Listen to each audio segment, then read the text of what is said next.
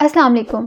आज की वीडियो बनाने का मेन मकसद यही है कि मैं आपको बताऊं कि मेडिकल साइंसेज़ में किस तरह से तरक्की हो रही है और ख़ास तौर पर ऐसी फील्ड्स में जहां पर फर्टिलिटी आ जाती है, रिप्रोडक्टिव हेल्थ आ जाती है, वहां पर साइंस किस तरह से एडवांस कर रही है। वैसे तो ये प्रोसीजर्स वगैरह दूसरे कंट्रीज़ में होते हैं, लेकिन हमारे जैसे ममालिक जो कि डेवलपिंग कंट्रीज़ में आते हैं, हम ये उम्मीद रख सकते हैं कि चंद सालों बाद ऐसे प्रोसीजर्स हमारे कंट्रीज़ में भी किए जाएंगे। पिछले दिनों में खबर पड़ रही थी कि यूके में पहला वूम्ब ट्रांसप्लांट हुआ है, यानी कि यूट्रस ट्रांसप्लांट हुआ है। उर्दू में बात की जाए तो बच्चादानी को ट्रांसप्लांट किया गया है। ट्रांसप्लांट से मुराद है कि एक बॉडी से, एक जिस्म से कोई हिस्सा निकाल कर दूसरी बॉडी में लगाना। इसी तरह यूट्रस को, बच्चादानी को एक औरत से निकालकर दूसरी औरत में लगाया गया है। ऐसा नहीं है कि यूके वो पहला कंट्री है जहां पर पहली दफ़ा यूट्रस को ट्रांसप्लांट किया गया है।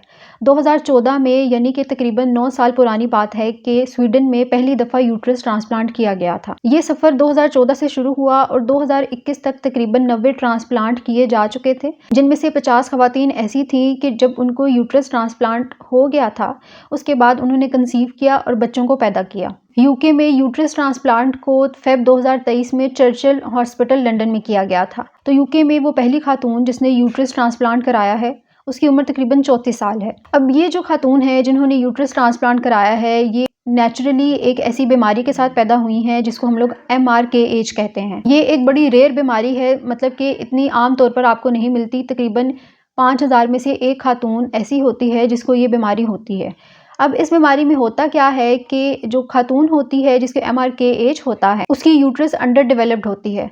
यूट्रस अंडर डेवलप्ड होगी तो इसका ये मतलब होगा कि उसके अंदर बच्चा पैदा करने की सलाहियत नहीं है। अब इस 34 साल की खातून जिसने यूट्रस ट्रांसप्लांट कराया है, उसकी डोनर खातून जो थी वो थी उसकी अपनी बहन, जिसकी उम्र थी 40 साल की। अब इसकी बहन ने अपनी फैमिली कंप्लीट कर ली थी, उसके बच्चे सच्चे थे, जिसकी वजह से वो अपनी बहन को खुद अपनी यूट्रस देगी। अच्छा जी, अब सर्जरी में कितना टाइम लगा था? एक यूट्रस को निकालने में तकरीबन 8 घंटे लगे थे और इसको दूसरी बॉडी में ट्रांसप्लांट करने के तकरीबन 9.5 घंटे लगे थे। तो कुल मिला के तकरीबन 17 घंटे की ये सर्जरी थी, जिसके बाद यूट्रस ट्रांसप्लांट हो गया था। जी, तो हमने अक्सर ये सुना है कि किडनी ट्रांसप्लांट होता है, लिवर ट्रांसप्लांट होता है। उसमें यही है कि ये जो ऑर्गन आपके बॉडी में चला जाता है एक दफ़ा, आपको उसको निकालने की ज़रूरत नहीं पड़ती।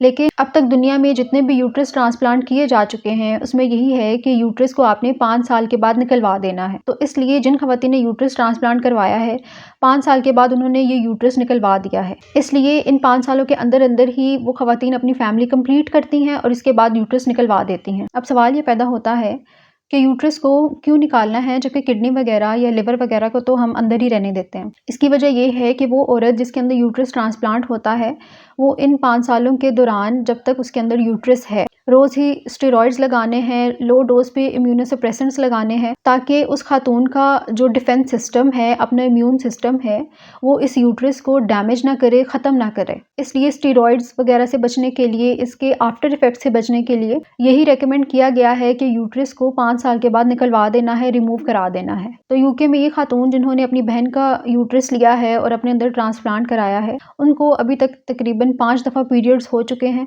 डॉक्टर इस चीज़ को लेकर होपफुल हैं कि ये यूट्रस वायबल है, यानी कि सही से फंक्शन करेगी और ये कंसीव भी कर लेगी। अब NHS यानी कि नेशनल हेल्थ सर्विसेज ये चीज़ प्लान कर रही है कि यूके में तकरीबन हर साल में 30 ऐसी सर्जरीज़ हों, ऐसे प्रोसीजर्स हों जिनमें यूट्रस ट्रांसप्लांट किया जा सके, ताकि वो ख़वातीन जो माँ बनना चाहती हैं और किसी भी वजह से नहीं बन पा रही, तो वो यूट्रस ट्रांसप्लांट कराएं। उम्मीद करती हूँ आज आपको हमारी वीडियो पसंद आई होगी। अपना ख्याल रखिएगा। अल्लाह हाफ़िज़।